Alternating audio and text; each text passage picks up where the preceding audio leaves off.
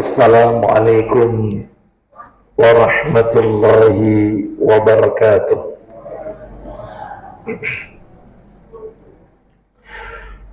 Alhamdulillah alladzi bi ni'matihi tatimmus shalihat. Asyhadu an la ilaha illallah wahdahu la syarika lah wa ashhadu anna Muhammadan abduhu wa rasuluh. Ya ayyuhalladzina amanu taqullaha haqqa tuqatih wa la tamutunna illa wa antum muslimun. Amma ba'du, fa inna asdaqal hadisi kitabullah wa khairal hadi hadi Muhammadin sallallahu alaihi wasallam wa syarral umuri muhdatsatuha wa kullu muhdatsatin bid'ah wa kullu bid'atin dhalalah wa kullu dhalalatin finnar. Ikhwan wa akhwati fillah, bapak-bapak, ibu-ibu, kaum muslimin dan muslimah, jamaah majelis taklim tazkiyatun nafas yang semoga dimuliakan oleh Allah subhanahu wa ta'ala.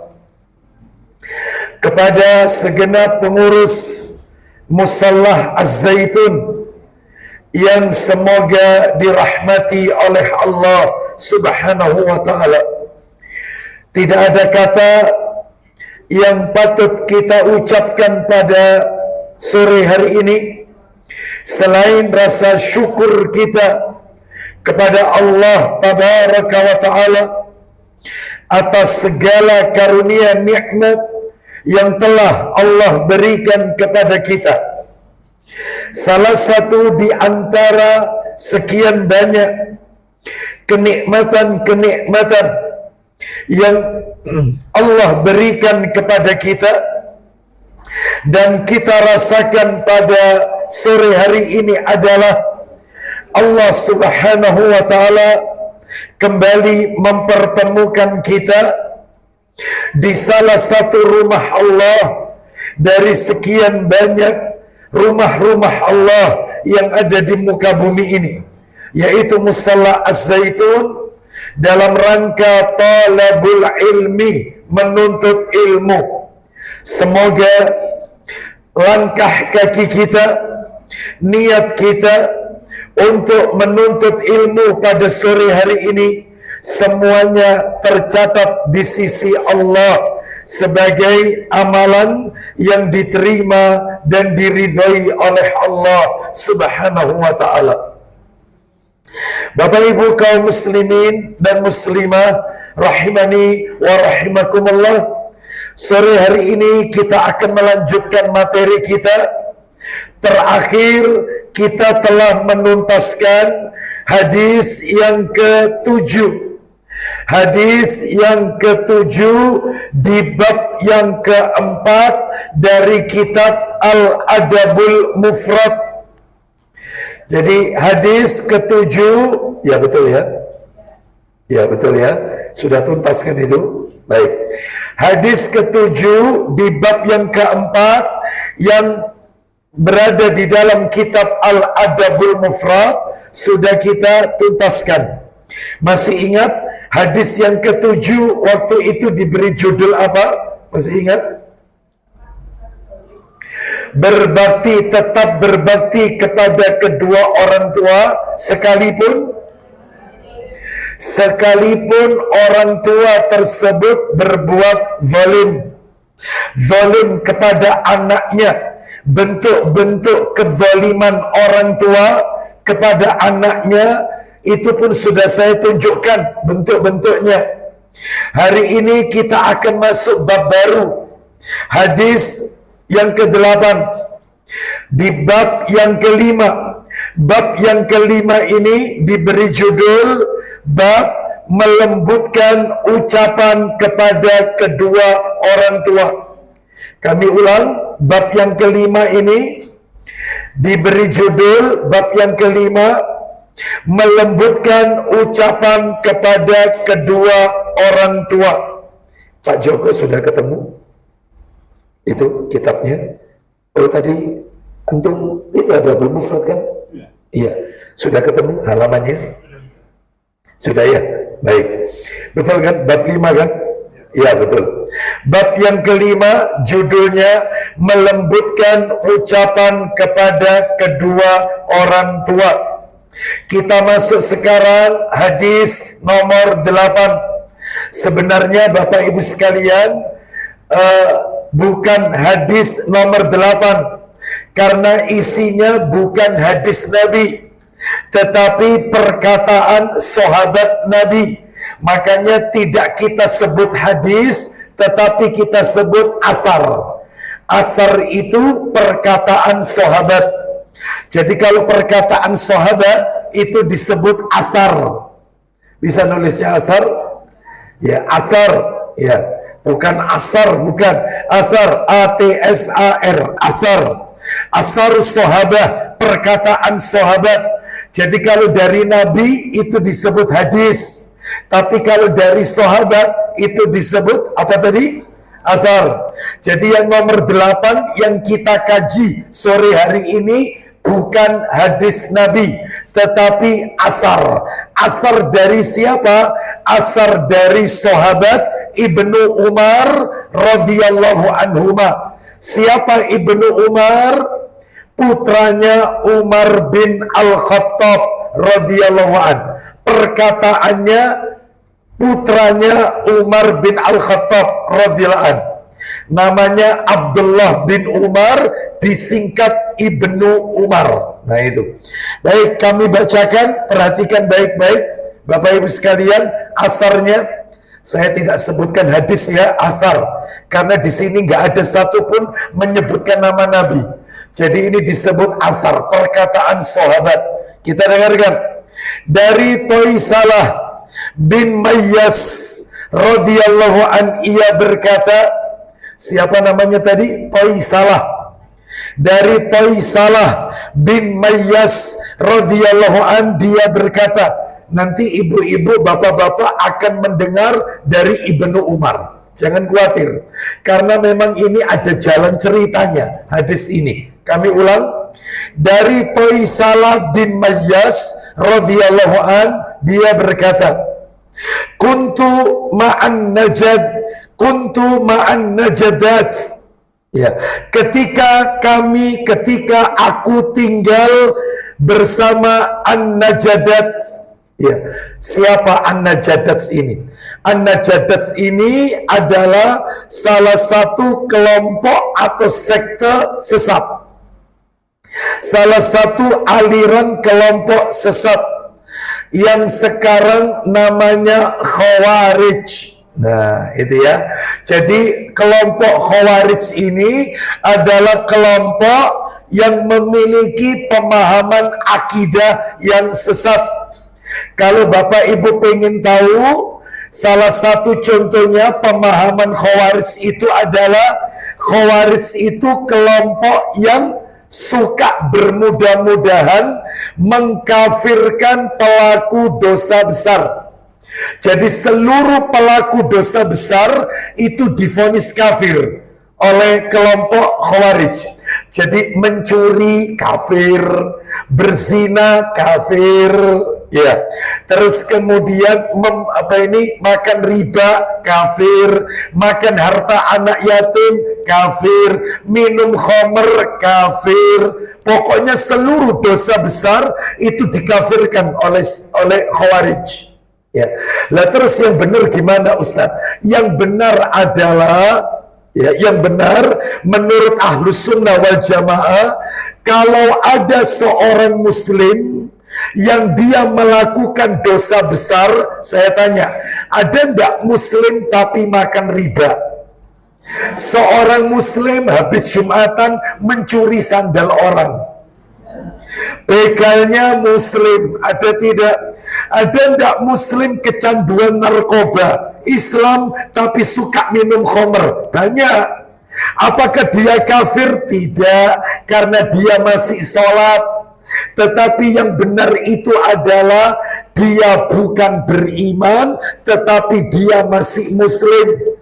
Karena orang Islam belum tentu iman, tetapi orang yang beriman pasti Islam. Ya, Ustadz ngomong kayak gini ini ada dalilnya. Ada, sebentar lagi tak tunjukkan. Saya ulang ya, Muslim belum tentu mukmin, tapi mukmin pasti Muslim. Islam belum tentu iman, tapi iman pasti Islam. Mana dalilnya? Ayo dibuka Quran surat nomor 49-nya. Yuk, kita buktikan apa betul Islam itu belum tentu iman, tapi kalau iman pasti Islam. Surat nomor 49, surat apa itu? Betul, Al-Hujurat. Ayatnya ayat yang ke-14. Surat 49 Al-Hujurat ayatnya 14. Kita dengarkan murotannya. Siap dibantu Pak Joko terjemahannya.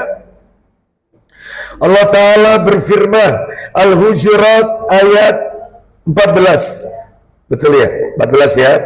Allah berfirman, Qalatil a'rabu amanna qul lam tu'minu walakin أسلمنا ولما يدخل الإيمان في قلوبكم. Ya, stop. Penggalan ayat saja. Di situ ada aslamna. Silakan, ayo. Orang-orang Badui berkata. Apa kata orang Arab Badui? Silakan. Kami telah beriman. Duh. Orang Arab Badui berkata, kami telah beriman. Apa tegurannya dari Allah? Silakan. Katakan Muhammad kepada mereka, lanjut. Agak dekat sedikit mic-nya Pak Joko, biar yang belakang dengar. Ulang lagi, orang-orang Arab Badui, ulang lagi. Orang-orang Arab Badui berkata. Silakan. Kami telah beriman. Terus tegurannya dari Allah. Katakanlah kepada mereka. Apa itu? Kamu belum beriman. Kalian itu belum beriman, akan tetapi, lanjut Pak Joko. Tetapi katakanlah, kami telah tunduk atau Islam. Nah, berarti Islam belum tentu iman. Iman pasti Islam. Sebab orang Arab Badui ini baru masuk Islam langsung mengklaim kami telah beriman. Enggak, keliru awakmu. Awakmu ini baru Islam, belum beriman. Kalau iman pasti. Makanya mereka orang Islam yang mencuri, orang Islam kok berzina, mohon maaf ini maksud saya, makanya mereka yang mengaku mukmin beriman, ya beriman, mukmin kok berzina, mukmin kok mencuri, mukmin kok korupsi, ngaku orang beriman kok dia makan riba, mengaku orang beriman kok makan harta anak yatim. Kamu itu belum beriman, tapi kamu masih Islam. Buktinya apa? Kalau dia masih Islam, ternyata masih ternyata kalau ada orang Islam ngaku muslim kok tidak sholat 5 waktu, maka turun lagi derajatnya, kafir. Jelas itu. Jadi itu tingkatannya. Faham sampai di sini? Makanya kalau Khawarij tidak, mereka tidak pandang bulu. Apa kata mereka? Yang penting dia melakukan dosa besar, kafir. Itu cirinya Khawarij. Ini ya ciri. Sebelum hadisnya tak lanjutkan tadi. Ya, jadi cirinya Khawarij itu kelompok yang bermudah-mudahan mengkafirkan pelaku dosa besar. Baik, bahkan ciri Khawarij ini yang paling kental adalah kelompok yang suka melakukan demonstrasi, demo. Ya, Suka demo, suka turun ke jalan. Itu ciri Khawarij itu. Contoh, kebijakan ulil amri apa yang dirasa bertentangan, langsung turun ke jalan. Langsung, ya. Bahkan terang-terangan kejelekan pemerintah ulil amri itu langsung diungkap di atas mimbar atau di ceramah-ceramah. Ya, itu nggak boleh. Kalau ahlus sunnah nggak seperti itu. Ahlus sunnah itu kalau dengan pemimpin maka dia wajib taat. Selama pemimpinnya masih sholat, maka dia tidak boleh dicaci maki, justru harus mendoakannya. Nah itu, sekalipun kebijakannya dirasa mempersulit, mendolimi rakyat, itu ahlus sunnah. Jadi nggak boleh dikit-dikit terus suka mengkafirkan. Apalagi kalau Khawarij, itu juga mereka punya pemahaman setiap negeri yang hukumnya itu bukan hukum Islam, tidak memakai Al-Quran dan As-Sunnah, negeri itu negeri kafir. Makanya ibu-ibu tidak usah kaget, mereka itu mengatakan Indonesia ini kafir, pemerintahnya kafir. Kenapa? Karena undang-undangnya nggak pakai Quran dan hadis. Makanya nggak usah kaget ngebom sana, ngebom sini, ngebom Bali, ngebom gereja, ngebom masjid, padahal muslim itu. Karena dia beranggapan negeri ini darul kufar, negeri kafir, hukumnya undang-undang 45, bukan Al-Quran dan hadis. Itu. Jadi mereka yang teroris itu Khawarij. Ya. Kalau ahlus sunnah tidak, nggak ada ahlus sunnah itu ngajarkan ngebom sana, ngebom sini, nggak ada. Jadi ini Khawarij, makanya bahaya kelompok yang satu ini. Hati-hati, jangan sampai anak cucu kita terseret kepada kelompok-kelompok seperti ini. Saya punya teman juga begitu. Saya punya teman, cerita sedikit. Maka dia berangkat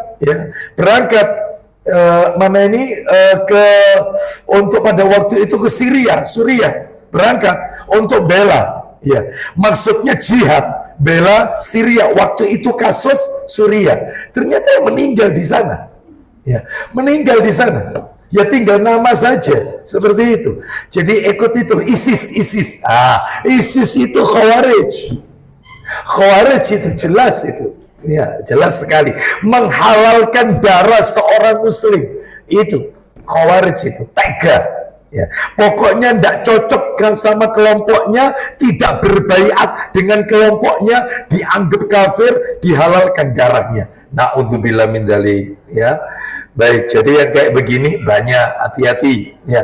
Namanya jihad itu harus atas izin ulil amri. Kalau tidak ada izin ulil amri, maka tidak boleh jihad. Itu pun kalau ulil amri sudah mengizinkan, orang tua ridho atau tidak melepas kita. Kalau orang tuanya tidak ridho, maka tidak wajib jihad, Bapak Ibu sekalian. Jadi syaratnya jihad itu tidak gampang. Ya, baik, kita lanjutkan.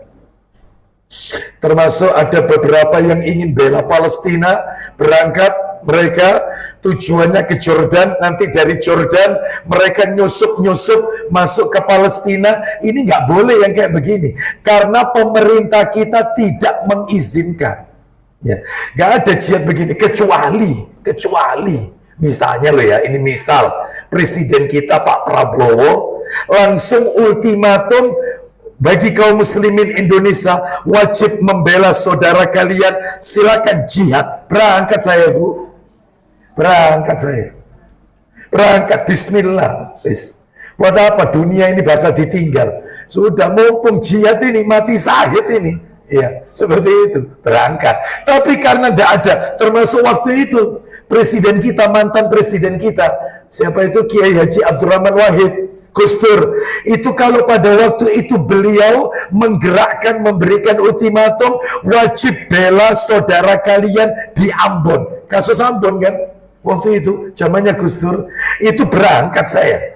Berangkat. Tapi karena tidak ada perintah, gak boleh berangkat sendiri-sendiri. Jihad itu harus bersama ulil amri. Nah, Khawarij itu kayak gitu, itu Khawarij. melaku dewi, gitu. Itu pemahamannya gitu, sesat. Baik, kita lanjutkan hadisnya, mohon maaf, asarnya. Ketika tinggal bersama An-Najadat, yaitu kelompok sesat Khawarij, ya, saya melakukan fa'asabtu dzunuban la araha illa minal kabair. Saya melakukan perbuatan dosa yang saya anggap termasuk dosa besar. Jadi katanya Toisalah, kan tadi yang nyeritakan ini Toisalah bin Mayas. Dia mengatakan dulu waktu aku gabung sama Khawarij, aku itu mengira melakukan beberapa dosa besar. Ya. Saya anggap aku melakukan dosa besar. Terus, fadzakartu dzalika li Ibni Umar. Nah, ketemu namanya. Kemudian saya ceritakan hal itu kepada sahabat Abdullah bin Umar bin Al-Khattab radhiyallahu anhuma. Jadi Toisalah cerita kepada Ibnu Umar tentang dosa-dosanya. Yang dulu pada waktu itu dia masih gabung bersama salah satu aliran, yaitu Khawarij ini. Ternyata katanya Ibnu Umar, qala mahia. Ibnu Umar bertanya kepada Toisalah, perbuatan apa yang engkau lakukan? Memangnya apa yang sudah kamu lakukan waktu kamu gabung sama kelompok Khawarij itu? Ya. Apa yang sudah kamu lakukan? Qultu, aku menjawab kada wa kada. Saya melakukan perbuatan ini, dosa itu, dosa ini. Disebut semuanya. Disebut semuanya. Ya. Perhatikan baik-baik ya. Nanti Bapak Ibu saya tanya jalan ceritanya ini soalnya. Ya, disebut semua sama Toisalah, disebutkan. Ya, aku itu waktu itu melakukan dosa ini, dosa ini, dosa ini. Terus apa katanya Ibnu Umar? Qala laisat hadhihi minal kabair. Kata Ibnu Umar, apa yang kamu sebutkan tadi, yang kamu anggap itu dosa besar, itu tidak termasuk dosa besar. Nah, di situ tidak disebut dosanya apa, tidak disebut. Yang penting dia itu cerita, waktu dulu saya gabung sama Khawarij melakukan ini, itu, ini. Apakah ini termasuk dosa besar? Katanya Ibnu Umar, itu tidak termasuk dosa besar. Nah terus lanjutannya, kata Ibnu Umar, hunna tis'un, dosa besar itu ada 9. Ya, dosa besar itu 9. Yang kamu sebutkan tadi itu tidak masuk 9 ini. Nah, itu. Apa saja? Mulai sekarang. Katanya Ibnu Umar radhiyallahu anhu, dosa besar itu 9. Yang kamu sebutkan tadi itu nggak masuk yang 9 ini. Apa saja 9 itu? 1. Al-isyraku billah. Al-isyraku billah, syirik menyekutukan Allah. Ini ranking 1 teratas. Ya, syirik menyekutukan Allah. Itu yang pertama. Yang kedua, wa qatlu nasamah.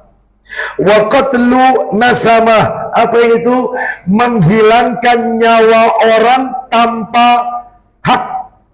Membunuh orang atau menghilangkan nyawa orang tanpa hak. Maksudnya tanpa hak, tanpa dibenarkan oleh syariat. Loh, memangnya kalau dibenarkan oleh syariat boleh bunuh orang? Ada membunuh itu yang dibenarkan oleh syariat. Contoh, pelaku zina yang sudah pernah menikah, itu diapakan itu? Dicambuk apa dirajam? Dirajam sampai mati. Itu namanya membunuh dengan hak Islam itu. Tapi eksekutornya ulil amri, bukan kita, bukan. Lah di negeri kita hukumnya nggak pakai itu. Makanya ya kita harus taat sama ulil amri, tergantung negerinya hukumnya. Itu kalau di Saudi, Arab Saudi ya dirajam. Ya, karena hukumnya pakai Quran dan Sunnah. Lah di negeri kita maksimal penjara berapa tahun? Ya kalau zina, ya paling berapa tahun itu pun nanti mungkin tiap tahun dapat apa? Amnesti, ya. Apa? Remisi. Pengurangan kan? Itu belum kemudian pakai under table. Belum. Hakimnya disuap, tambah turun lagi hukumannya. Belum nanti ada kenalan orang dalam. Nah, itu beda lagi. Ya. Ya sudah, ditaati aja, memang hukumnya seperti itu. Ya. Jadi saya ulang, jadi ada membunuh itu yang dibenarkan oleh syariat. Salah satunya itu tadi. Baik, zina yang sudah pernah menikah orangnya. Baik, jadi nomor 1 tadi apa? 9 dosa tadi kata Ibnu Umar, syirik. Yang nomor 2, menghilangkan nyawa orang tanpa hak, membunuh orang tanpa hak. Nah, itu ya. Bisa difahami kalimatnya tanpa hak ini? Baik. Yang ketiga adalah dosa besar itu kata Ibnu Umar radhiyallahu anhu, wal firaru minaz zahfi, lari dari medan pertempuran, lari dari medan peperangan. Pengecut, musuh sudah di depan mata malah lari. Itu. Kecuali kalau larinya itu siasat perang, beda. Jadi dia berbalik ke belakang untuk mengatur siasat, nggak apa-apa. Tapi kalau larinya itu karena takut, maka ini masuk dosa besar. Jadi kalau musuh sudah di depan, jangan mundur, jangan, langsung dihadapi. Itu. Lah ini mundurnya bukan mengatur siasat. Nah, salah. Baik. Jadi itu yang nomor 3. Yang nomor 4, dosa besar itu kata Ibnu Umar radhiyallahu anhu, yang keempat, wa qadhful muhsanah. Wa qadhful muhsanah, apa itu? Menuduh seorang wanita mukminah dengan tuduhan berzina. Menuduh seorang wanita mukminah, wanita beriman, wanita yang pandai menjaga kehormatan diri, malah dituduh melakukan perbuatan zina.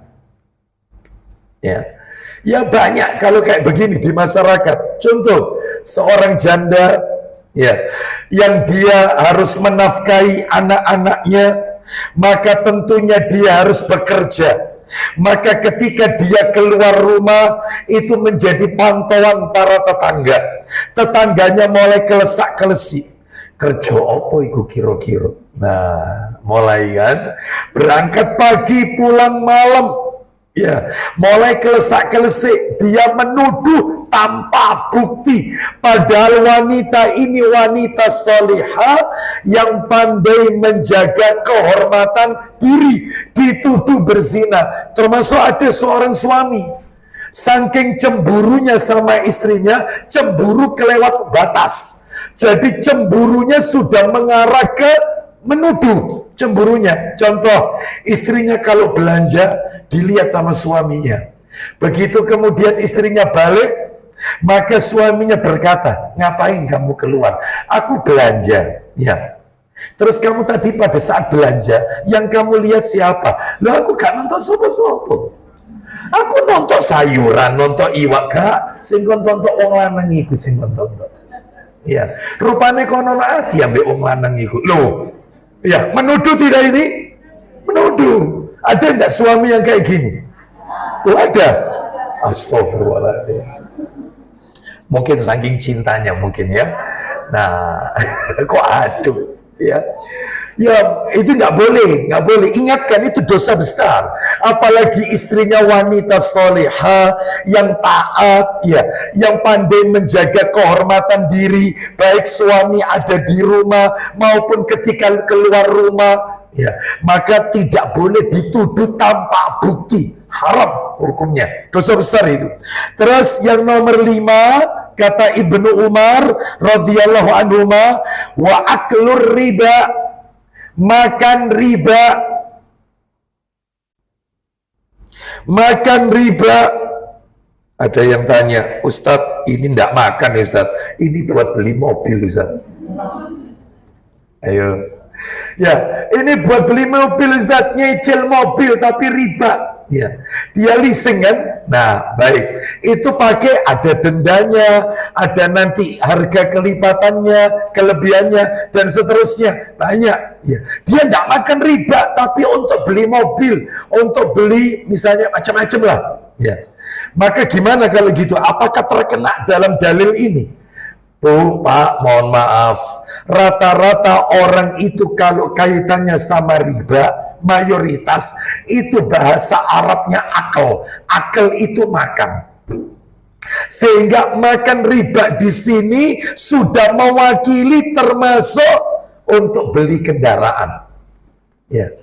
Seperti itu. Apalagi sekarang muncul sekarang ini DP uang muka 0. Betul tidak? Oh iya, makanya Bapak Ibu mohon maaf ini. Jalanan itu jadi macet. Jalanan itu jadi macet. Itu salah satu faktornya itu riba. Riba yang bikin macet. Uang muka 0. Ya, sehingga orang itu dia punya keinginan untuk melakukan kredit. Nah, gitu ya. Padahal di situ ada ribanya. Ya, baik. Apalagi banyak yang nakal, ya. Terutama kalau saya lihat itu, kalau di tempat saya itu kan agak jauh dari tempat saya kan banyak kos-kosan. Itu kalau sudah mau Ramadan, sepeda motornya anyar kabeh. Anyar semua, baru semua. Keren-keren. Nanti setelah Idul Fitri mereka nggak bisa bayar, ya gak apa-apa dicoba dealer nih. Coba, jadi seakan-akan dia dia ngambil sepeda motor baru nggak pakai uang muka sama sekali. Nanti angsuran per bulannya, bulan pertama nggak ngangsur, bulan kedua Idul Fitri nggak ngangsur lagi, bulan ketiga tarik dealer, wis aman. Nanti ngambil lagi, ya, hati-hati. Banyak nggak kayak gini? Banyak, ya. Hati-hati, nakal. Baik, kita lanjutkan. Sekarang yang nomor 6. Yang nomor 6, dosa besar itu, kalau tadi kan memakan riba. Yang nomor 6 adalah wa aklu malil yatim. Apa kira-kira artinya? Memakan harta anak yatim. Jadi anak yatimnya cuma sekadar dijadikan sebagai address atas nama saja. Hanya sekedar alamat aja. Ternyata uangnya, harta anak yatim dimakan oleh pengurusnya. Banyak yang kayak gini. Yayasan-yayasan didirikan yayasan yatim, tapi tidak ada anak yatimnya. Cuman sekedar nama saja. Banyak yang kayak gini. Ya. Saya seringkali menjumpai yang seperti ini seringkali. Makanya saya pernah ceritakan, terutama kalau sudah masuk Ramadan. Kenapa? Karena kalau di bulan Ramadan itu ada acara buka bersama. Saya terkadang sering diminta oleh beberapa instansi perusahaan, baik yang swasta maupun BUMN, untuk isi kajian bukber. Biasanya perusahaan yang undang anak yatim, ya mereka akan diberi santunan sama perusahaan. Lah rata-rata anak yatim yang diundang itu mereka sudah pada gede-gede, besar-besar. Saya tanya sama mereka, Mas, mau tanya ya, Mas ini berapa usianya? 15 tahun Pak Ustadz. Berarti SMP kelas 3. Nggih Pak Ustadz. Oh iya, mohon maaf Mas ya, saya tanya ya, yang meninggal ayahnya? Enggak, ayah saya hidup. Loh, yang meninggal ibunya? Enggak, ibu saya hidup. Loh, terus Anda kesini ngapain? Saya diminta oleh ibu kepala panti untuk menerima santunan nanti diberikan kepada ibu panti. Oh, jadi koniki bon-bonan, charteran, betul atau tidak? Nah, banyak enggak yang kayak gini? Banyak banyak. Hati-hati. Jadi tidak ada anak yatimnya. Cuman orang anak-anak yang lagi main-main diajak. Ayo nanti ini ada nanti kamu terima amplopnya, nanti berikan kepada bunda ya, berikan ke ustazah ya. Coba. Itu belum pantinya dapat sendiri amplop dari perusahaannya. Coba. Banyak yang kayak begini banyak. Ya. Hati-hati, padahal syaratnya anak itu disebut yatim, syaratnya kan ada 2. Kalau kurang salah satu maka dia bukan yatim. Yang meninggal adalah ayahnya. Itu syarat pertama. Jadi kalau ibunya yang meninggal, anak itu tidak disebut yatim. Dan Islam tidak mengenal istilah piatu. Nggak ada. Nggak ada, piatu itu nggak ada. Itu cuman kata apa itu? Majemuk apa itu? Sayur, pulang, pergi. Gotong, yatim, selesai. Majemuk. Ya, nggak ada istilah yatim ya yatim, nggak ada piatu. Maka kalau bapaknya masih hidup, dia bukan yatim. Yang kedua, anak itu belum akil balik. Belum akil balik, masih kecil. Jadi kalau sudah akil balik, meskipun ayahnya itu meninggal, maka dia bukan yatim. Loh Ustadz, berarti tidak boleh dikasih? Boleh Anda kasih, tetapi bukan karena faktor yatimnya, mungkin karena dia miskin. Jadi Anda kasih karena dia miskin, bukan yatim. Gitu. Paham sampai di sini? Ya. Makanya orang ngasih zakat itu berapa golongan yang berhak menerima zakat? 8. Apakah ada anak yatim masuk 8 golongan? Tidak ada. Nggak ada. Ada enggak anak yatim yang kaya raya, sugih?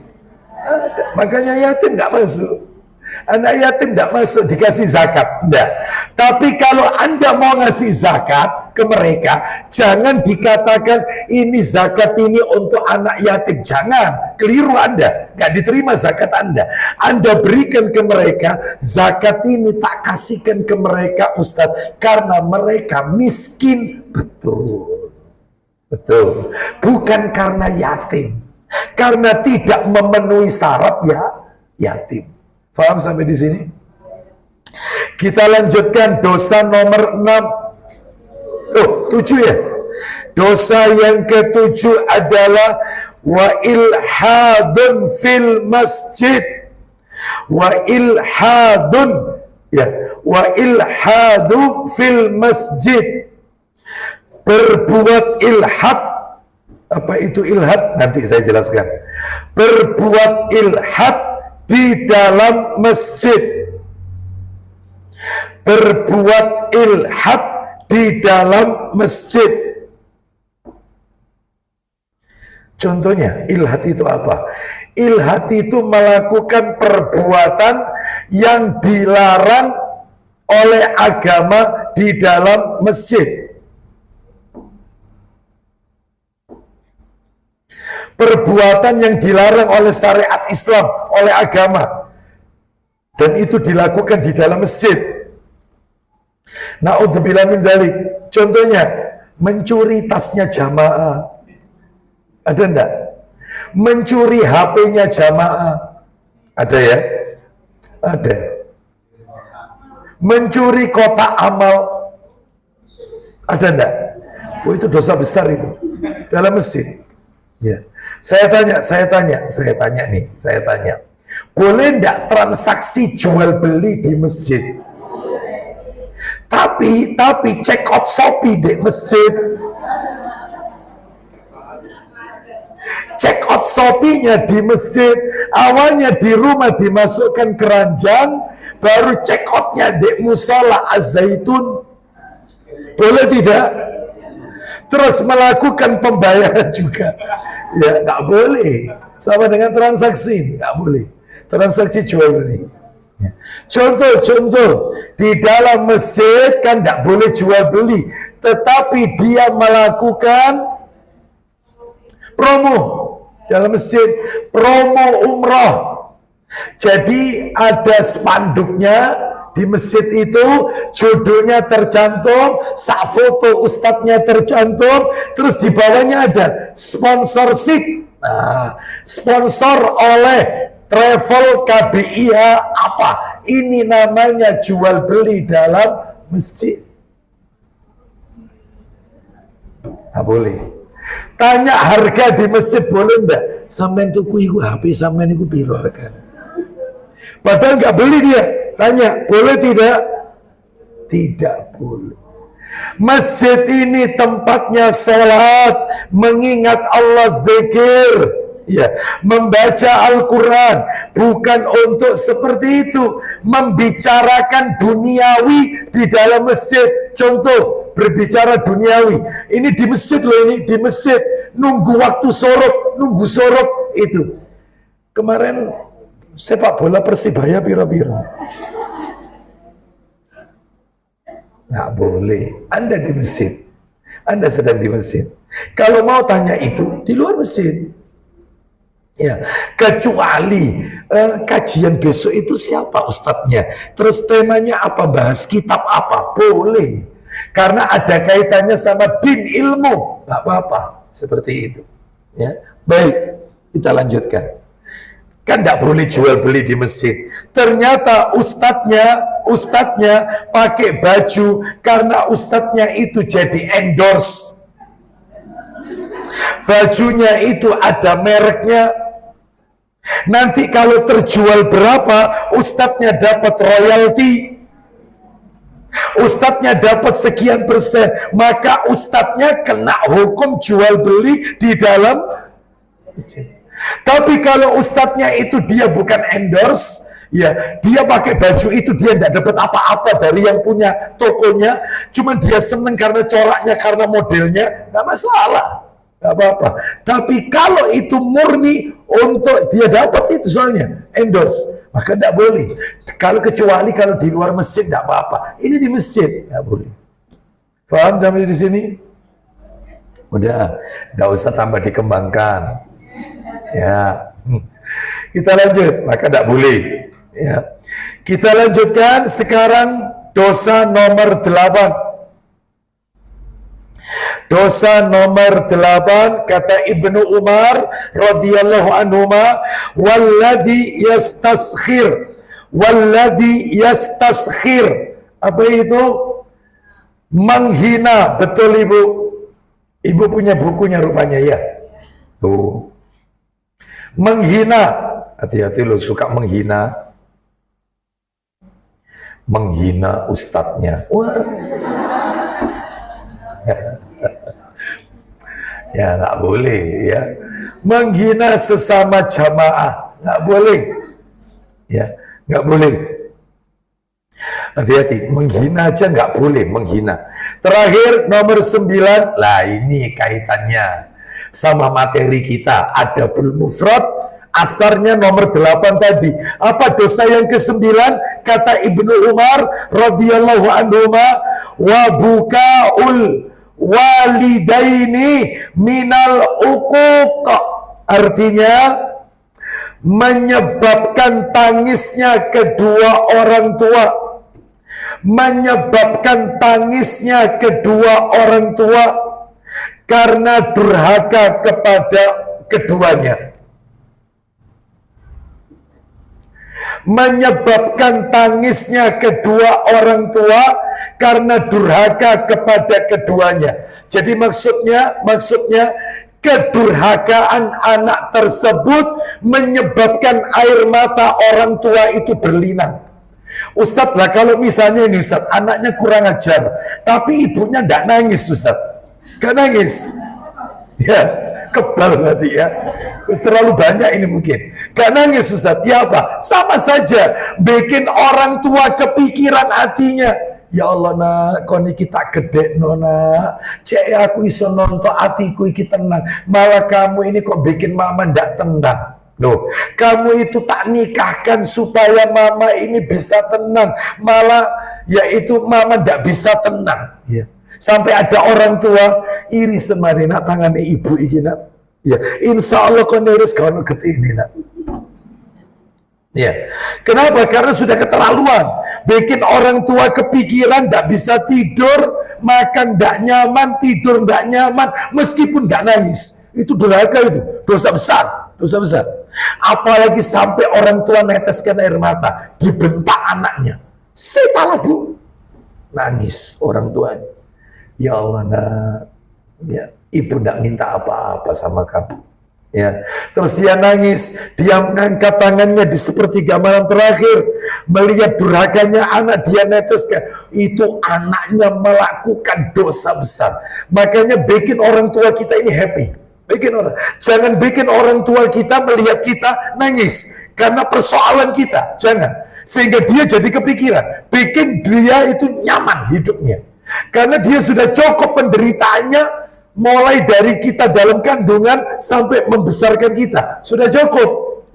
Waktunya kita untuk menyenangkan mereka, itu mestinya. Baik, kita lanjutkan. Sekarang yang berikutnya, belum kelar ini hadisnya, belum kelar. Qala libnu Umar.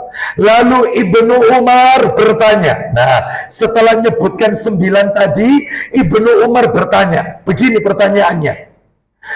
Atafraqun nar wa tuhibbu an tadkhulal jannah? Kata Ibnu Umar kepada Toisalah.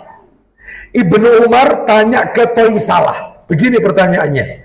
Apakah engkau takut masuk neraka dan ingin masuk surga? Katanya Ibnu Umar, kamu takut enggak sama neraka dan kamu pengen enggak masuk ke surga? Katanya Toisalah, yang qultu, aku menjawab, wallah, tentu saja demi Allah, ya, aku takut sama neraka dan aku pengen masuk surga. Jadi dia jawabnya wallah. Orang Arab kalau mengatakan wallah, ya, ya tentu demi Allah. Nah itu ya, maksudnya dia betul-betul yakin kalau dia itu takut sama neraka dan dia kepingin masuk surga. Maka katanya Ibnu Umar, nah ini berikutnya, qala ahayyun walidak? Ya, Ibnu Umar tanya, kedua orang tuamu masih hidup tidak? Nah mulai dua orang tuamu masih hidup tidak? Katanya Toisalah bin Mayyas tadi, apa katanya? Qultu indi ummi, yang hidup tinggal ibuku, bapakku wafat. Aku hidup sama ibuku tok, bapakku sudah wafat. Aku cuma punya ibu tok. Baik, kita lanjutkan. Terakhir penutup, katanya Ibnu Umar, qala fawallahi law alanta lahal kalam wa at'amtaha wa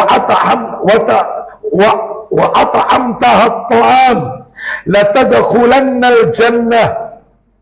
Katanya Ibnu Umar radhiyallahu anhuma, fa wallahi, demi Allah, lau alanta lahal kalam, sekiranya engkau berlemah lembut dalam bertutur kata kepada orang tuamu, tutur katamu lembut, lisanmu tidak pernah nyakiti orang tua, lisanmu tidak menyebabkan orang tua menangis, meneteskan air mata. Itu yang pertama.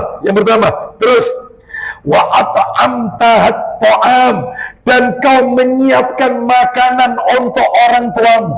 Kau yang menyiapkan, bukan disiapkan. Kau yang menyiapkan. Kau yang menyiapkan makan orang tuamu. Kamu, andai kalau bahasa kita, konsing belanja di wong tua. Itu. Kamu yang bantu orang tua. Kamu yang menyiapkan, bukan disiapkan. Itu kalau tak kembangkan, panjang. Apa itu kalau dikembangkan? Kamu yang mencucikan baju orang tua, bukan dicucikan oleh orang tua.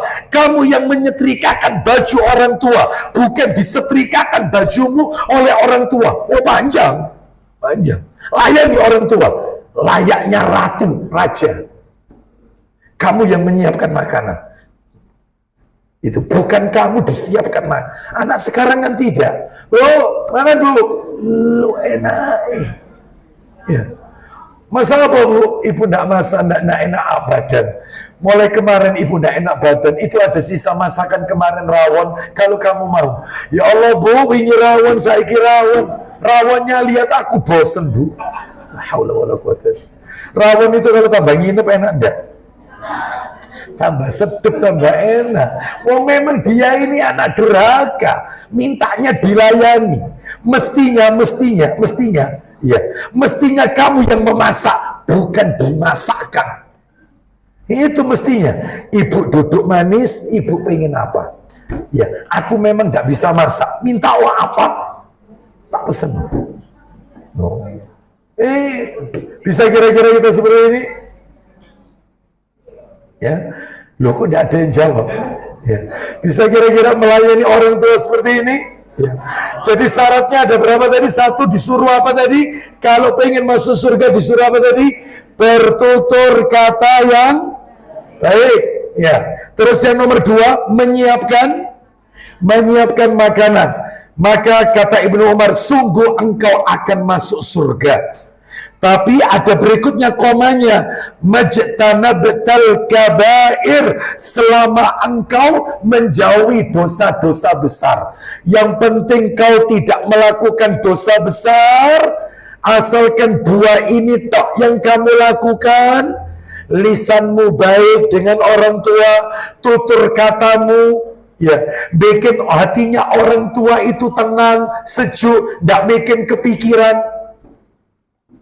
Ya, seperti itu. Ya. Maka terus yang kedua, menyiapkan makan untuk mereka, kita yang handle.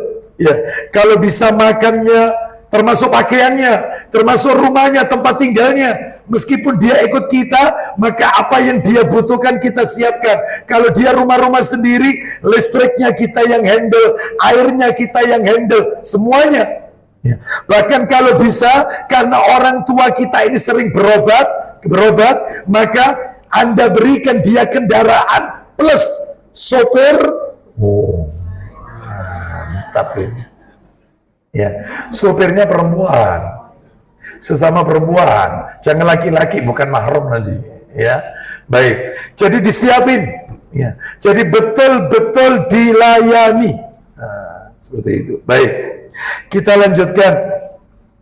Itulah asar nomor berapa tadi? Nomor 8. Di dalam kitab Adabul Mufrad. Bab berapa tadi babnya? Baik, sekarang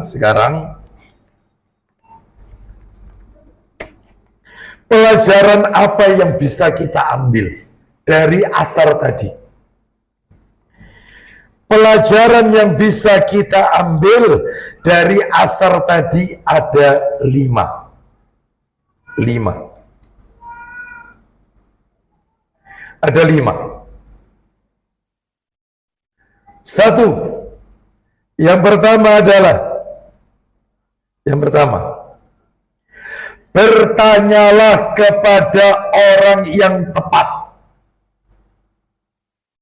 Bertanyalah kepada orang yang tepat. Saya tes. Mudah-mudahan panjenengan masih ingat jalan cerita asar tadi. Mudah-mudahan. Saya tanya, yang minta solusi, yang bertanya tadi siapa nama orangnya? Toisala lengkapnya bin Mayyas. Toisala bin Mayyas. Dia tanya kepada siapa? Ibu-ibu tahu, bapak-bapak tahu, sekilas saja siapa itu Ibnu Umar, sekilas saja. Anaknya siapa? Umar bin Al-Khattab radhiyallahu an, sahabatnya Nabi ini. Berarti kalau begitu Toisalah itu bertanya kepada orang yang tepat atau tidak? Yang tepat. Maka kita pun juga begitu. Kalau ingin bertanya, bertanyalah kepada orang yang tepat. Ya, ibu-ibu, bapak-bapak pengen tanya masalah agama, maka tentunya silakan bisa ditanyakan kepada guru-guru kita. Dan setiap guru, maaf ini, setiap ustadz, maka pasti dia punya kelebihan dan dia juga punya kekurangan. Ya, contoh, kalau bapak ibu bertanya tentang masalah waris, tidak semua ustadz paham masalah waris. Tanya kepada ustadz yang paham masalah waris. Makanya saya berkali-kali kalau ditanya jamaah, Ustadz ini rumahnya ibu terjual, ini saya bersaudara, intinya masalah waris. Itu berapa pembagiannya? Sedangkan ayah saya nikah lagi Ustadz, itu apakah juga dapat? Maka saya ngangkat tangan. Saya berikan referensi, silakan Bapak Ibu tanya kepada Ustadz kita, Ustadz Salim Ghanim Hafizahullah Ta'ala. Ini pakarnya waris. Ya, ada yang tanya masalah rumah tangga. Ustadz ini gimana Ustadz ya? Istri ini begini, gimana sikap seorang suami menghadapi istri yang seperti ini? Baik, saya jawab sekadar yang bisa. Adapun selebihnya tak kasih sama saya, yaitu nomor telepon atau kontaknya dalam hal ini beberapa ustadz-ustadz kita yang lain. Nah, bahkan kalau tahu kontaknya, misalnya Ustadz Syafiq Basalama Hafizahullah Ta'ala, langsung ya, insya Allah lebih paham masalah ini, masalah rumah tangga. Kalau ada yang tanya masalah akidah dan seterusnya, maka tanya kepada Ustadz yang paham akidah.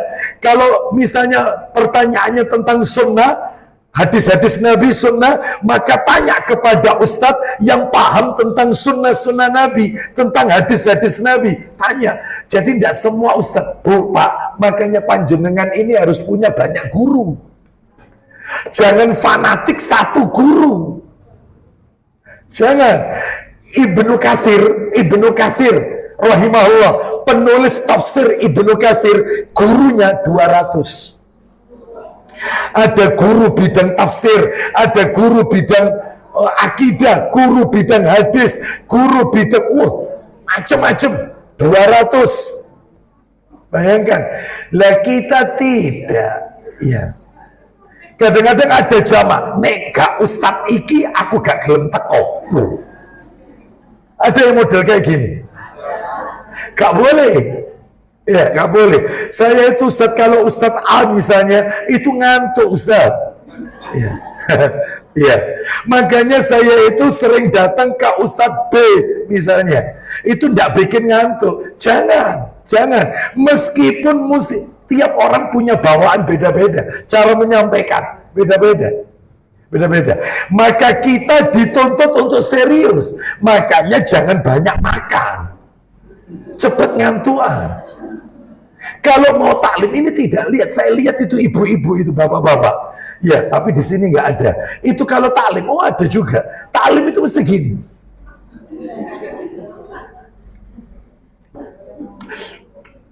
Maka, Bapak Ibu tahu ya, di zaman Nabi gak ada pengajian itu terus kemudian kotaan makan.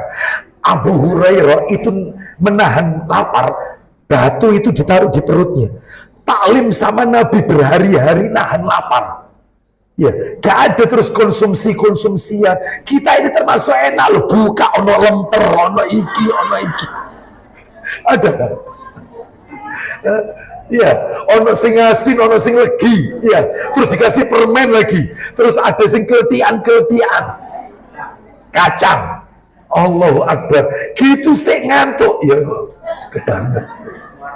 Bukan salah ustadznya, salah muridnya, tidak serius. Meskipun bawaannya ustadz itu lemah lembut, nyampaikannya itu pelan, suaranya tidak lantang, ilmu yang dimilikinya, masya Allah, gali tanya, ya, serius nyatet, ya, seperti itu.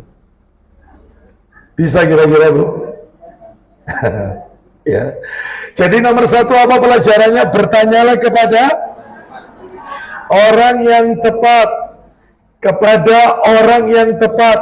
Saya tanya sama ibu-ibu sebelum tak kasih dalil, sebelum tak tunjukkan dalil. Kalau ibu-ibu punya seorang suami ibu-ibu ini seorang ustadz yang dia memahami ilmu agama, paham Quran, paham sunnah, paham hadis, paham. Kira-kira apakah ibu tetap akan tanya ke ustadz yang lain? Loh. Ya. Maka ibu-ibu sekalian, Kalau wanita itu dia memiliki pasangan hidup seorang ustadz, dan ketika si istri menemukan problem, ya, ada problematika misalnya, terus tanya kepada suaminya, maka suaminya bisa menjawab, itu sudah gugur kewajiban. Ya. Tetapi kalau suaminya tidak punya ilmu agama, nggak punya cukup ilmu, maka dalam hal ini Anda boleh tanya ke seorang ustadzah dulu. Ternyata banyak ustadzah yang nggak paham, otomatis harus tanya ke seorang ustadz. Berarti laki-laki itu bukan mahram Anda, izin dengan suami, atau yang nyampaikan suami, ustadz, yang telepon suami, Ustadz, ini istri ana, ini punya permasalahan, hukumnya apa Ustadz? Di speaker, direkam, itu. Bukan ibu-ibu yang telepon, ini tidak. Kadang-kadang nggak pakai izin suami, langsung telepon ustadznya. Assalamualaikum, waalaikumsalam. Waalaikumsalam. Ya Allah Ustadz, kemarin nggak datang Ustadz, Ustadz gerah sakit ya, sampai kangen Ustadz. Kangen katanya. Ya, coba bilang sama suaminya, Mas, kamu yang telepon. Ya, misalnya nih Ustadz A, laki-laki bukan mahram, kamu yang ngomong, aku kan perempuan, masalahnya iki. Ya, tapi jangan didikte. Ada wanita itu suami, Ustadz ini hukumnya apa? Sebelahnya ngomong, takono bisa nambe iki ya apa hukumnya? Terus iku ya apa hukumnya? Telepon dewe. Ada enggak kayak gini? Didikte. Jangan dikte. Anda catat aja apa masalah Anda, suami yang nyampaikan. Jadi tolong ada batas di sini karena bukan maaf. Tapi kalau suami Anda seorang ustadz, selesai, gugur kewajiban. Apalagi suami Anda paham ilmu agama, kelar. Kecuali kalau suami Anda yang paham ilmu agama mengatakan, ya aku tidak cukup ilmu tentang ini, ya tidak apa-apa, nanti tak tanyakan ke ustadz yang lain. Sudah tidak ada lagi pertanyaanmu? Tidak ada, tak tanyakan. Nah begitu. Ya, gimana ibu-ibu? Jelas? Baik. Kalau bapak-bapak tidak mungkin lah tanya sama ustadzah, tidak mungkin. Ya mesti sama seorang ustadz. Ya. Mana dalilnya? Bertanyalah kepada orang yang tepat. Dalilnya dibuka surat nomor 16, surat An-Nahl, ayatnya 43. Surat 16 An-Nahl, ayatnya 43, ayatnya 43. Allah Ta'ala berfirman, surat 16 ayat 43. وَمَا أَرْسَلْنَا مِن قَبْلِكَ إِلَّا رِجَالًا نُوحِي إِلَيْهِمْ فَاسْأَلُوا أَهْلَ الذِّكْرِ إِن كُنتُمْ لَا تَعْلَمُونَ. Ya, yang terakhir itu, yang terakhir. Silakan dibaca dari awal, Pak Joko. Dan kami tidak mengutus sebelum engkau Muhammad, Melainkan orang laki-laki yang kami beri wahyu kepada mereka. jadi tidak ada nabi perempuan, itu tidak ada. Semua nabi itu laki-laki. Semua nabi. Ya. Rasul itu tidak ada perempuan. Semua rasul itu laki-laki. Ulang lagi Pak Joko. Dan kami tidak mengutus sebelum engkau Muhammad. Silakan. Dan kami tidak mengutus sebelum engkau Muhammad, melainkan orang laki-laki yang diberi wahyu kepada mereka. Nah, berarti semua nabi rasul laki-laki. Teruskan. Poinnya sekarang. Maka bertanyalah kepada orang yang mempunyai pengetahuan jika kamu tidak mengetahui. nah itu. Maka bertanyalah kepada orang yang punya ilmu jika kalian tidak mengetahui. Tak kasih dalil satu lagi. Surat nomor 21 ayat 7. Surat 21 itu surat apa Ibu, Pak? Al-Anbiya. Surat 21 ayat 7. Allah Ta'ala berfirman, surat 21 Al-Anbiya ayat 7. Al-Anbiya ayat 7. Allah berfirman, وَمَا أَرْسَلْنَا قَبْلَكَ إِلَّا رِجَالًا نُوحِي إِلَيْهِمْ فَاسْأَلُوا أَهْلَ الذِّكْرِ إِن كُنتُمْ لَا تَعْلَمُونَ. ya silakan. melainkan beberapa orang laki-laki yang kami beri wahyu. Duh, ya kan, laki-laki, semua nabi dan rasul. Poinnya, ulang lagi. Maka tanyakanlah kepada orang yang berilmu jika kamu tidak mengetahui. Ya, tanyakan kepada orang yang berilmu jika kalian tidak paham, tidak tahu. Nah itu. Terus terakhir, tak kasih satu lagi dalil, Abu Dawud nomor 336. Silakan Pak Joko buka. Abu Dawud jilid 1 itu ya, nomor 336.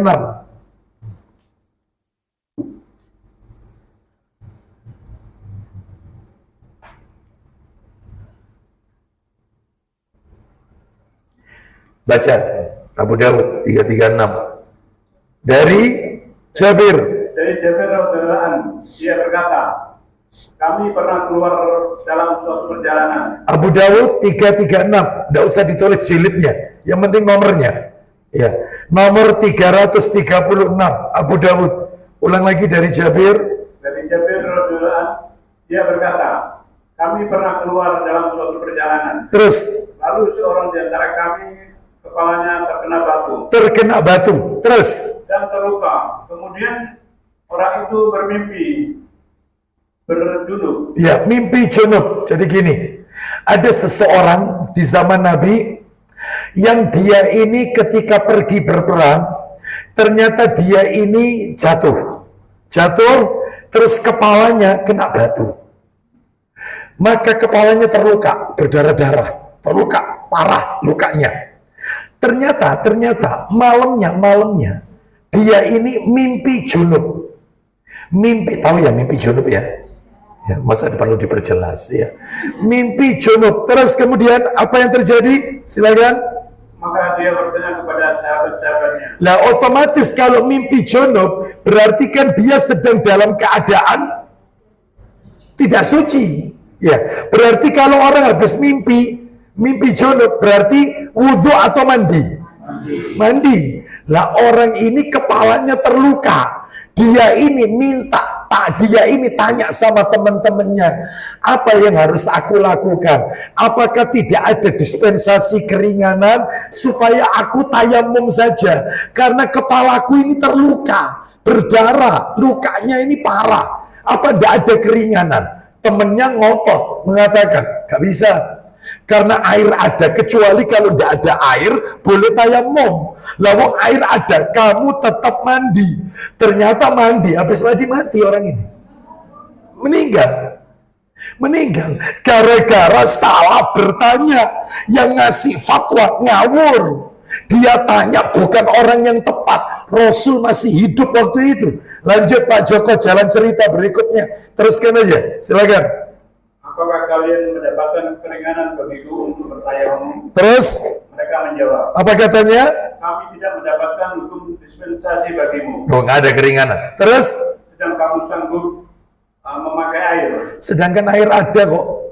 Ya, terus kemudian Lalu laki-laki itu mandi. setelah mandi, Setelah itu dia mati. nah mati kan, meninggal dunia.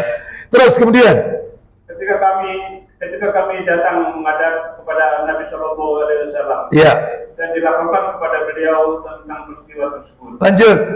maka beliau Shallallahu Alaihi Wasallam bersabda, Nah, lihat ini. Ketika peristiwa itu dilaporkan, apa kata Nabi? Silakan. mereka telah membunuhnya. Mereka yang ngasih saran itu telah membunuh orang itu. Maka didoakan oleh Nabi, semoga Allah membunuh mereka. Lanjut, silakan. Allah membunuh mereka. Nah, terus. Kenapa mereka tidak bertanya dahulu? Nah, kenapa mereka tidak tanya dulu? Terus. Kalau mereka tidak mengetahui. Kenapa? Sungguh obat kebodohan itu hanya bertanya. Obatnya bodoh itu tanya. Jangan diputusi seperti itu. Lalu Nabi masih hidup. Ya. Terus apa solusinya? Sesungguhnya Dia cukup bertayamum. duh, ya kan? Mestinya orang itu tayamum toh aja, nggak usah mandi, pakai air, akibatnya meninggal. Terus, Dan membalurkan kain atas lukanya itu. terus, Kemudian menyapu bagian atas korbannya. terus. Setelah itu dia mencuci seluruh anggota badan badannya yang lain. Jadi cukup yang bagian kepalanya yang terluka itu ditutup aja pakai kain atau kalau sekarang perban. Setelah itu nanti cukup diusap aja, cukup diusap. Sedangkan tubuhnya yang lain wajib disiram pakai air. Yang ini tok aja yang luka itu cukup dibasahi dikit aja, itu diusap aja. Ya kan? Salah tanya kan? Makanya orang kalau tidak bertanya, kalau bertanya kepada orang yang tidak tepat, ya ini akibatnya, mudaratnya besar. Mudaratnya besar. Ya, baik. Ya, seperti kemarin. Seperti kemarin. Ada seseorang berkata kepada saya, Ustadz, saya mau bertanya kepada antum untuk meyakinkan saya. Karena saya tanya kepada seorang ustadz, dia menyebut nama ustadznya, nggak saya jawab. Yang jelas bukan ustadz-ustadz kita, bukan ya. Itu apa memangnya persoalan Anda? Saya ini ustadz, ditalak sama suami saya. Baik. Terus kemudian, ada enggak ustadz kesempatan untuk rujuk kembali? Tuh ada. Talak berapa memangnya? Saya baru ditalak ustadz. Ya berarti talak 1, berarti Anda masih ada kesempatan rujuk. Oh masih ada. Lah kok saya tanya sama ustadz itu gak iso. Kamu gak bisa rujuk. Kamu harus apa ini? Nikah. Loh itu kalau talak 3. Ibu mungkin salah. Enggak, saya ngomongnya itu saya ditalak 1, saya baru ditalak. Jadi gini, kalau ibu baru ditalak, maka meskipun suami mengatakan talak itu sampai beberapa kali, kamu tak talak, tak pegang, cerai, bisa. Berapa itu sudah? Tetap 1. Terus Ustaz, Anda jalani Ida Anda 3 kali suci. Kalau sampai 3 kali suci itu suami Anda tidak merujuk Anda, tidak kembali kepada, tidak memaafkan, atau mungkin tidak menjima Anda, maka Anda dalam hal ini bebas. Karena apa? Karena Anda sudah selesai masa iddah. Tapi kalau masih masa iddah itu, suami kembali terus merujuk Anda, menjima Anda, selesai. Maka talak Anda sudah mengantongi talak 1. Berarti Anda masih suami istri lagi. Nikah lagi, tidak perlu nikah lagi. Nanti qadarullah, misal ribut lagi. Suami ngucapkan lagi. Langsung misalnya nih, kamu tak talak 3, gak bisa, talak loro. Urutannya mas. Urutannya kamu masih ngantongi sih, langsung telu mas. Ya, kakak aku kepingin telu, gak bisa mas, gak bisa, 2 mas. Ya, ternyata ada idahnya lagi, suami merujuk lagi, dijima lagi, nggak pakai nikah lagi, nggak usah. Setelah itu rukun lagi, ternyata 1 waktu rebut lagi, talak 3, selesai. Oh gitu, iya. Tak pikir sama saya, sudah katanya Ustadz itu karena saya boleh, ya sudah ditalak, berarti saya sudah bebas untuk Oh, berarti saya salah ini. Iya, maka Anda jalani masa iddah dulu. Iddahnya berapa kali suci tadi?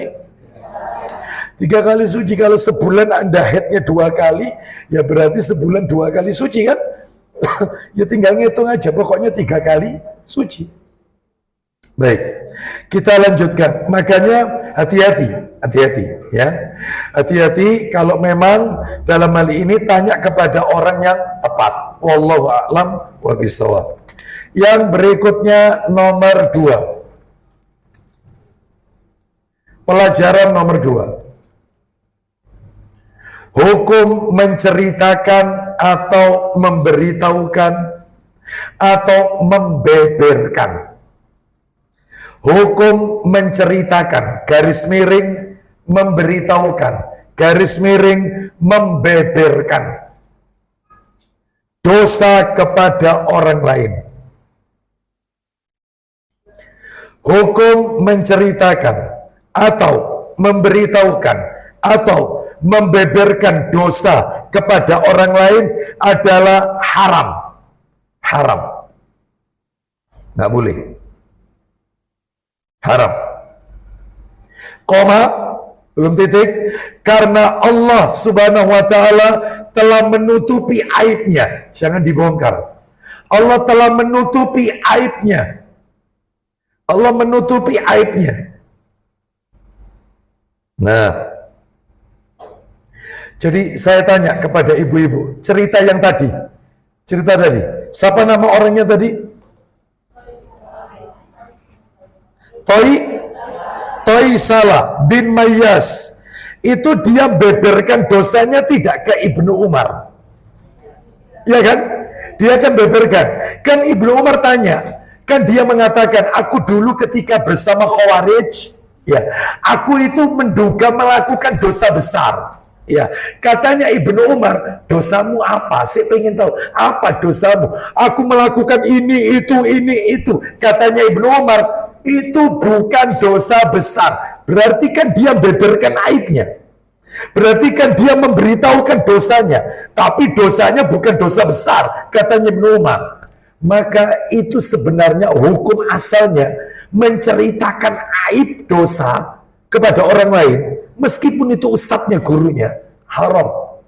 Termasuk istri punya masa lalu, ya, lalu cerita kepada suaminya, aku minta maaf ya, aku bersyukur kamu mau nerima aku apa adanya. Ya, aku dulu ini pernah pacaran, ya usah. Akibatnya dia cinta jadi mangkel, jadi koniki, nah ya kan, ya, ambil sopo kan, nah, ya kan. Ya, si A, si B, si C. Loh, kamu ini berarti dulunya gitu. Nah, ya kan, awalnya senang suaminya. Ya, gak usah cerita.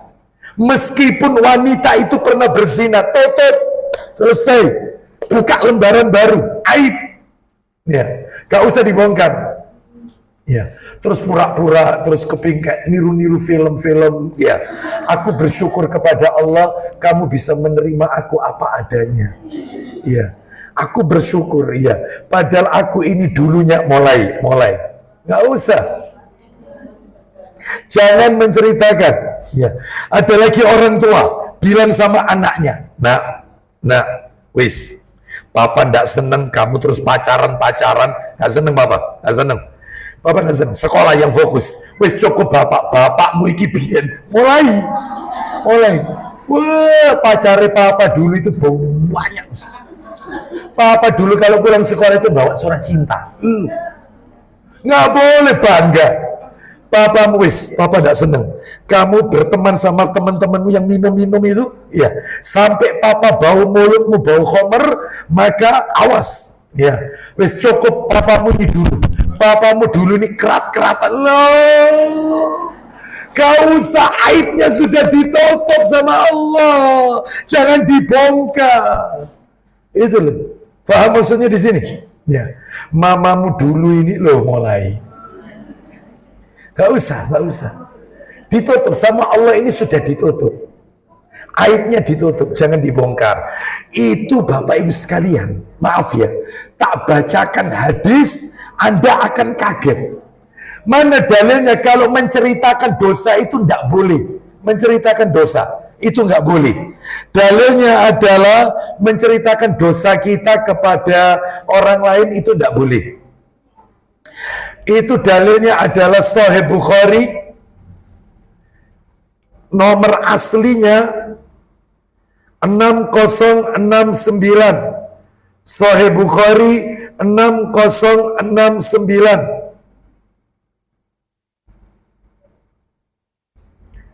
Mas Wawan minta tolong ini diberikan ke Pak Joko biar beliau yang baca. Ya, dari Abu Hurairah. Awas kegeser. Kita dengarkan Bukhari nomor berapa tadi? 6069. Ya, satu dalil ini terus kita akhiri. Ya, ayo silakan Pak Joko yang keras dari Abu Hurairah. Abu Hurairah berkata, saya mendengar Rasulullah SAW bersabda, perhatikan baik-baik Bapak Ibu sekalian, apa sabda Nabi? setiap umatku dimaafkan dosanya. Setiap umatku diampuni dosanya. Mudah-mudahan termasuk kita. Tapi ingat, belum titik, ini masih koma, belum titik. Apa itu? Lanjut. Kecuali orang-orang menampakkannya, dan sesungguhnya di antara Stop, pelan-pelan. Kecuali mujaharah, orang yang menampak-nampakkan dosanya. Terus, lanjut. dan sesungguhnya di antara menampak-nampakkan dosa adalah seorang hamba yang melakukan amalan di waktu malam, Jadi dia melakukan dosa di malam hari, ternyata sementara Allah telah menutupinya. Ternyata Allah sudah tutup dosanya ini sebenarnya. Jadi malam itu dia maksiat, sama Allah ditutup. Ternyata, Pak Joko silakan. Sementara Allah telah menutupinya, kemudian di waktu pagi dia berkata, Ya, apa katanya? wahai bulan, Ya, semalam aku telah melakukan ini dan itu. terus. Padahal pada malam harinya dosanya telah ditutupi oleh rohnya. Tuh. Jadi dia malam melakukan maksiat, pagi ketemu temennya, dia ngomong sama konconya, sama temennya, aku mah bengiku, wah, pesta. Ini. Padahal sama Allah ditutup, aibnya sudah, malah dibongkar. Itu kata Nabi, dosanya malah tidak diampuni oleh Allah. Malah nggak diampuni. Teruskan, silakan. Ia pun bermalam dalam keadaan dosanya telah ditutupi olehnya. Terus. Di pagi harinya ia menyikap apa yang telah ditutupi oleh Allah. Ternyata pagi harinya dia menyingkap apa yang ditutup oleh Allah. Nggak boleh. Nggak boleh. Jadi tolong, setiap orang pasti punya masa lalu. Betul atau tidak? Ustadz juga punya masa lalu. Sama, namanya manusia, ya. Dan tidak perlu tahu masa lalunya apa. Itu ya, baik. Ya, kita lanjutkan. Pokoknya di sini alhamdulillah tidak ada teman saya SMA, SMP, SMA, tidak ada. Ini ya. Baik, jadi Bapak Ibu sekalian, rahimani wa rahimakumullah, maka tidak boleh diceritakan kepada orang lain dosa yang ia lakukan, karena aibnya sudah ditutup. Nah, baik, namun, nah ini masih nomor 2, ini masuk nomor 2. Apabila dosa itu, ya, apabila dosa itu, namun apabila dosa itu adalah dosa yang ada hukuman siksaannya,